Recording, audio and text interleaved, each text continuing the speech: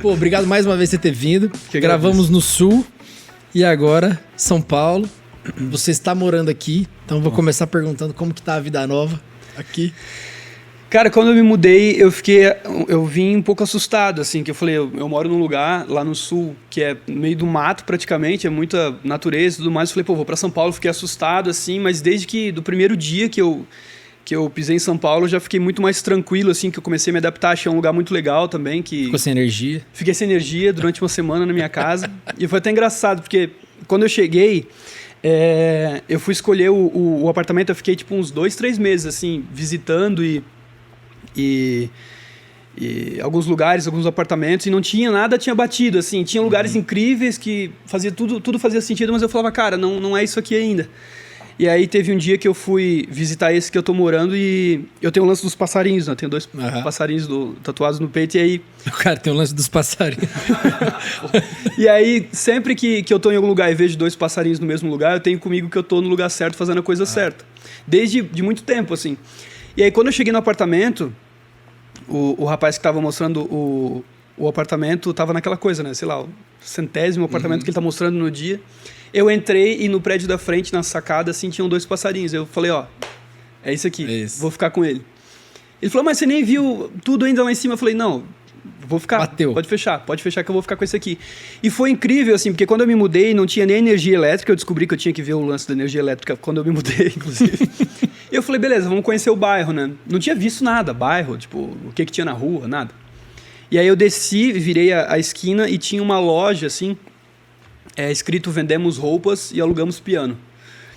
Aí eu falei, cara, é um pouco estranho, assim, né? Vendemos roupas e alugamos piano. Aí eu entrei e falei, essa placa aqui é antiga? Ele falou, não, a gente aluga piano, você quer dar uma olhada? Aí você passa no meio das roupas ali e tem tipo uns 15 pianos. E aí eu fui tocando. Na época o Davi tava passando uns dias comigo ainda.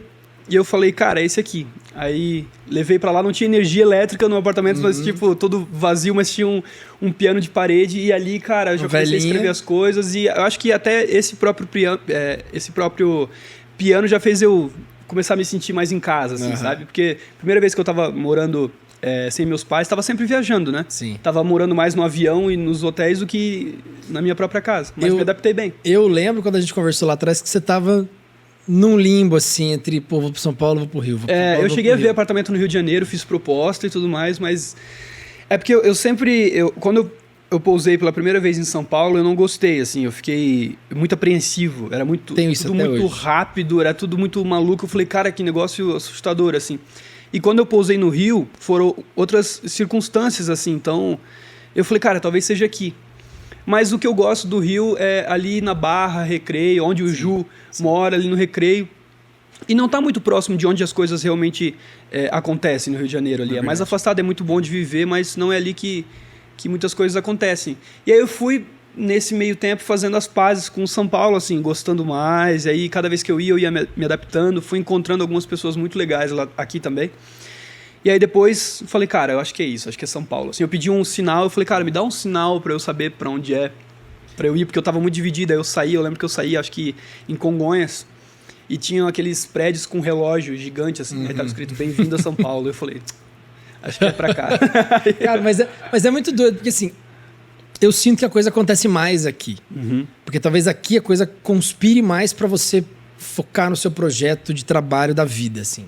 Seja ele qual for, seja ele numa multinacional, seja ele na arte por conta dos saraus, por conta de encontro de composição. Você tem uma cena muito forte, talvez maior aqui. Eu acho que não é nem só de música. Eu acho que independente do que você faça, assim, em algum momento aquilo vai te levar para São Paulo, seja por um dia que for, sabe?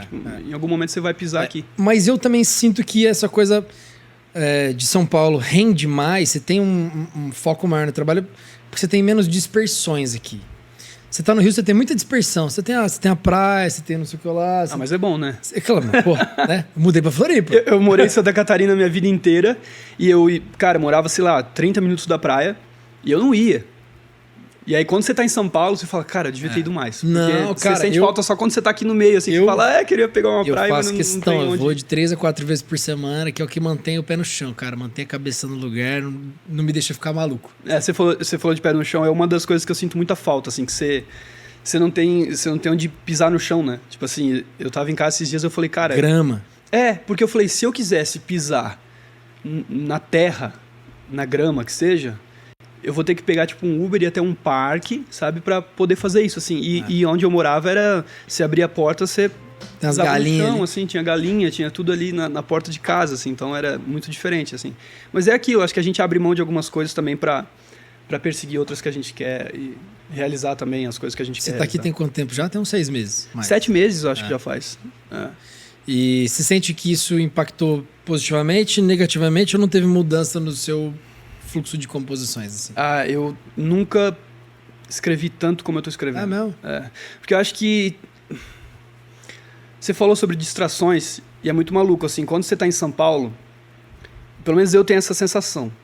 Tem tanta coisa para fazer, tem tanta gente para conhecer, que você... Eu, pelo menos, eu sou muito viciado em ficar sozinho. Isso é muito perigoso, mas ao mesmo tempo me faz conseguir chegar num estado de ócio muito rápido. Sim. Então eu tô na minha casa, eu fico tipo, sei lá, botei um negócio para assistir, que hoje em dia tem todos esses recursos, né?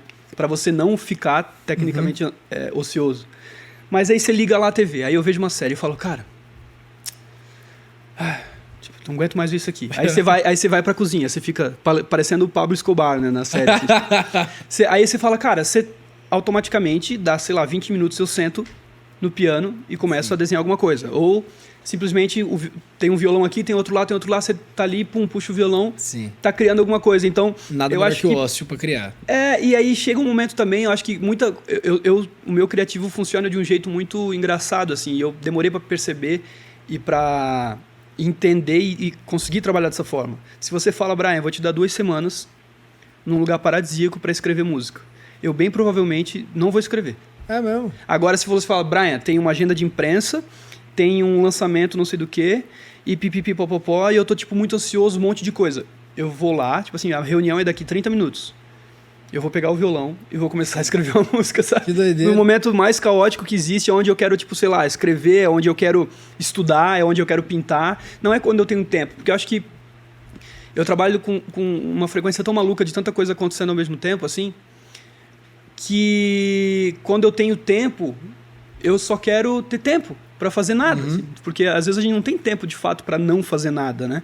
E aí, tipo, vamos fazer uma reunião com os compositores que eu mais gosto lá numa casa muito legal no sul. A gente fica mais falando sobre, e obviamente é muito mais assertivo a criação, né? A gente fica mais conversando sobre a vida, sobre as relações, sobre as coisas todas, e naquele momento ali a gente se pega conversando e de repente escreveu uma música. Mas pra mim não funciona esse processo do tipo, vamos 9 horas lá em casa escrever uma música? Eu até posso fazer, mas é muito difícil essa música me ganhar muito, assim. Sim. É mais quando a coisa acontece. Tem alguém lá em casa que a gente marcou de bater um papo, de repente a gente está escrevendo uma música, e aí acontece. Pra mim, a minha criação é muito intuitiva e muito do inconsciente, assim, não é muito consciente. Então, eu sempre falo assim, quando eu penso muito no que eu estou fazendo, eu mais atrapalho do que ajudo. Eu tenho que deixar ser, assim. Por isso que eu sempre deixo à disposição um violão que está ali, sabe? Se ele ficar dentro do case, você não vai, às vezes, no inconsciente abrir, mas quando tá fácil ali, e o piano de parede, ele tem isso, né? Tipo, você não precisa nem apertar um botão. Você tá falando no telefone, você já passa a mão por ele, já sente o som dele, então a música tá sempre viva dentro da casa, assim. Piano no lugar